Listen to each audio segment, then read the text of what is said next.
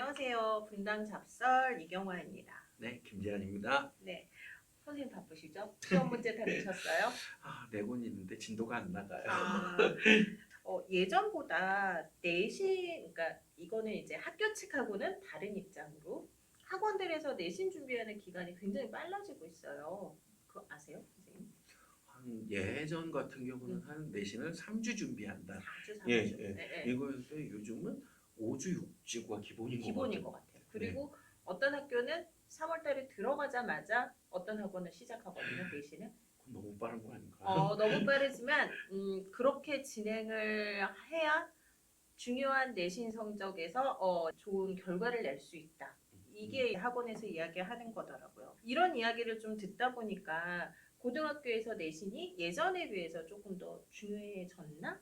중요해졌을까?라는 얘기를 많이 하거든요. 근데 실제로 그런지 선생님께 좀 알아보도록 하겠습니다. 과연 내신이 얼마나 중요해졌는지 얘기해 주시면 좋을 것 같아요. 일단 입수시에서 본다라고 하면 그 기존의 교과 전형이라고 하면 상위권 대학에서 실시하지 않는 전형 이게 일반적이었죠. 그래서 뭐 상위 10개대 미만에서 대부분 실시하는 전형이었는데 최근에 한 3, 4년 전부터 지역 균형이라는 네. 말을 빌어서 뭐 균형감 있게 뽑는다라는 의미에서 상위권 대학에서도 많은 학교들이 학교장 추천 전형을 교과 전형으로 신설을 했거든요. 그렇게 해서 연대, 고대, 서강대, 성대, 한양대는 전통적으로 있었고 그리고 성대 뭐 이런 것도 다 교과 전형을 신설하면서 수시 정원에서의 약 20에서 30%를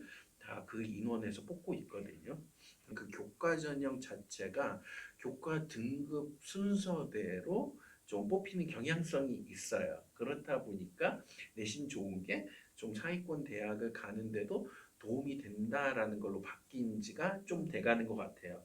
그리고 또 하나의 흐름 중에 하나는 종합 전형에서도 본다라고 하면 작년까지는 자소서가 일부 남아 있었잖아요. 근데 2년 전부터 해서 자소서를 점점 줄이고 있었잖아요. 그래서 대학교 차원에서도 활동을 가지고는 이제 좀 구분하기가 힘들다. 그렇게 되면서 좀 교과가 좋은 것 학생들이 좀 더 입시 결과에 유리하다라는 말을 많이 했었거든요. 그래서 기존의 종합전형이라고 하면 활동이 있다라고 하면 내신을 좀 많이 극복할 수 있었었는데 이런 가능성이 현저히 줄었어요. 그래서 대부분의 학교들이 활동형 종합이 아니라 교과형 종합이라는 형태로 종합전형을 많이 돌리고 있는 것 같아요. 그래서 뭐 이 정도 내신이면 활동도 이만큼 할 거야라고 하는 게 학교에서 많이 생긴 거죠.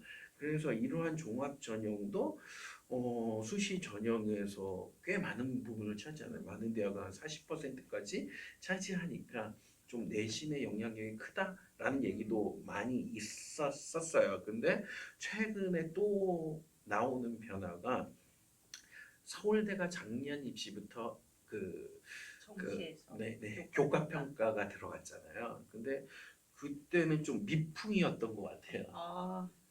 예. 핵폭풍이 예, 예. 기다리는군요. 올해부터. 정시는 원래 좀 등급이 낮더라도 패자부활전 같은 의미로서 등급이 절대적으로 부족하지 않는다라고 하면 영향력이 없게끔 하는 게 일반적이었는데 서울대가 교과 평가를 20% 또는 40%를 반영하다 보니까 좀 많은 변화가 나타나긴 했거든요. 기존에는 그 진학사에서 7관 최초합이 뜬다라고 하면 뭐 내신이 4, 5등급이 되더라도 최초합이 됐다라고 하는데 작년 같은 경우엔 4등급 정도에서 최초합이 뜨는 7칸이라고 하면 추월도 거의 끝에서 일어나는 현상이 나타났죠. 근데 지금 올해 입시에서 가장 큰 태풍이라고 하는 게 고대 교과 우수자 전형이죠.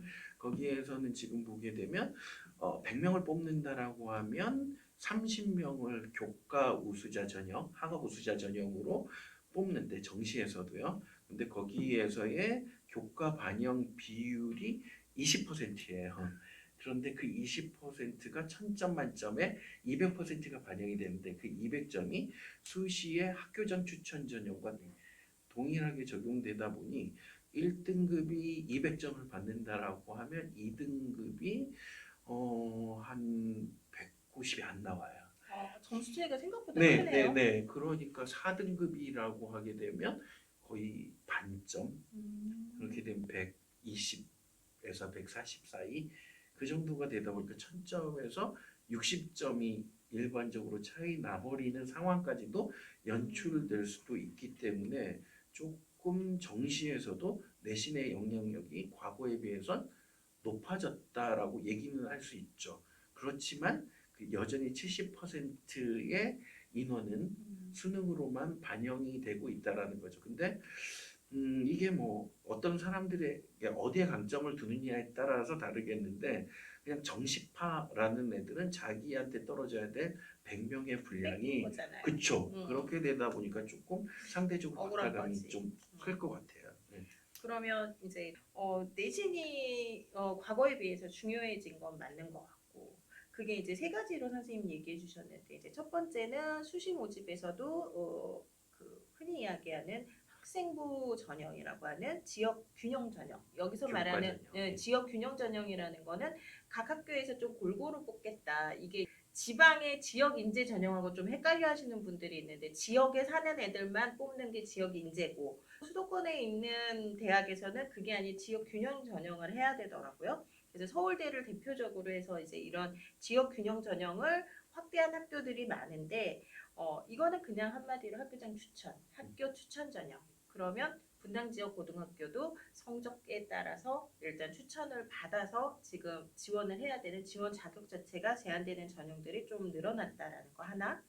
두 번째는 우리가 흔히 알고 있는 학생부 종합전형에서 자기소개서가 폐지가 되면서 가장 객관적인 근거가 되는 교과평가가 너무 많이 반영이 되고 있다라는 거 하나. 그 다음에 세 번째는 정시에서 예전에는 수능 성적으로 그냥 무조건 1등부터 이렇게 해서 좀 갔었는데 정시에서도 교과평가가 도입이 되면서 이제 여기서 좀 문제가 생긴다라는 얘기신 거죠. 고등학교 때 어떤 과목을 얘가 이수를 했는지 뭘 했는지를 봤던 게 종합적으로 좀 평가를 했던 게 서울대라고 한다면 올해부터 시작되는 고려대의 교과 우수자 전형 같은 경우에는 그냥 성적을 100% 반영해서 그냥 정량 평가로 하는데 그 등급 간의 차이가 크기 때문에 이 등급에 따라서 점수 차이가 커지면 결국은 등급이 좋은 학생들, 내신 성적이 좋은 학생들이 합격할 확률이 높다.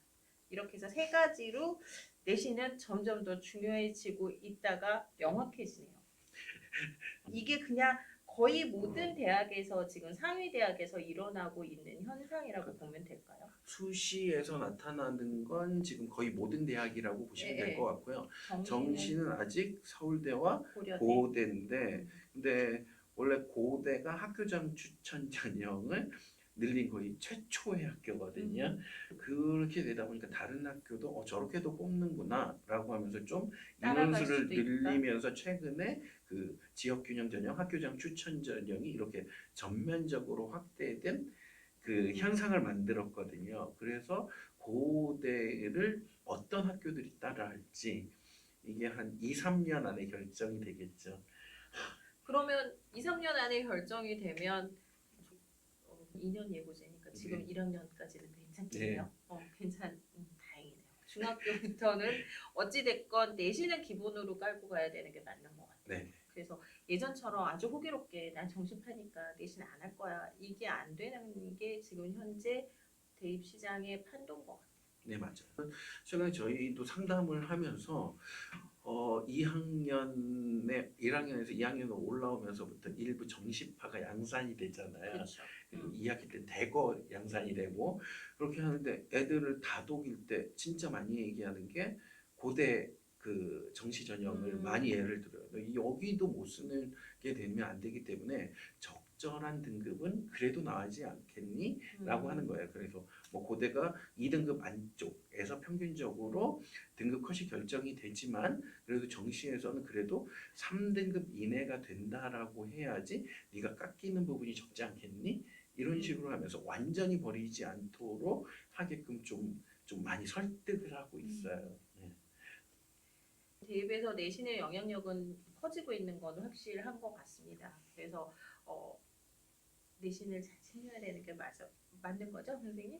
근데 내신만 또 하면 안 되는 거고. 잘한다라고 해서 그게 또 답이냐? 이게 좀 아이러니한 게 음, 그러니까 정시형이 있다라고 하면 수시형이 있잖아요. 그렇죠. 수시형이라고 하는 애들의 단점이 모의고사 수능이잖아요. 근데 학교장 추천 전형에서 다수의 전형들이 최저 학력 기준을 둬요. 그렇게 된다라고 하게 되면 그래도 예년에 비해서는 많이 완화되기는 했거든요. 고대 같은 경우도 원래는 문과는 3합 5 그리고 이과는 3합 6이 원칙이었는데 올해는 3합 7로 바뀌거든요. 그래서 이게 워낙 그 내신 좋은 애들이 못 맞추니까 이런 식으로 낮아지고 있는 건데 근데 이 3합 7이 된다고 하더라도 충족률이 약 40에서 50% 정도가 될 거라고 얘기를 하고 있거든요. 그렇게 된다라고 하면 최저를 못 맞추고 내신이 좋아도 떨어지는 경우도 발생할 수 있다라는 거죠. 그래서 정시파한테만 이게 불리한가라고 하는 게 아니라 수시형한테도 불리한 요소들이 있다라는 거죠. 그 결론은 내신도 잘해야 되고 수능도 그쵸. 생각해야 되고 두 가지를 좀 균형감 있게 잡고 가는 게 중요한 입시에서 거네요. 가장 중요한 입시에서는. 거. 예. 할 게 많아지죠. 그래서 최근에 애들하고 상담을 할 때 과거에는 종합 전형의 강세일 때는 좀 그 내신이 좀 안 되더라도 활동으로 뭔가를 보강을 해볼래? 라는 말을 하면서 조금 뭔가 심화 활동을 추천하거나 이런 일들이 종종 있었거든요. 근데 최근에는 활동을 좀 심화하려고 하면 애들한테 하는 말이 있어요. 지금 넌 이거 할 게 아니야. 내신을 올려. 내신을 올리고 나서 이 활동이 있으면 예뻐 보이지만 기본적인 게 안 내신이 되면 안 되고 이 활동이 있으면 아무짝에 쓸모가 없어 라고 쓸모가 얘기를 하거든요. 그래서 종합을 대비한다고 하더라도 내신을 더 우선순위 둬서 활동을 어느 정도 된 다음에 진행하는 걸로 좀 많이 가이드를 하고 있어요. 결국은 내신이 중요합니다.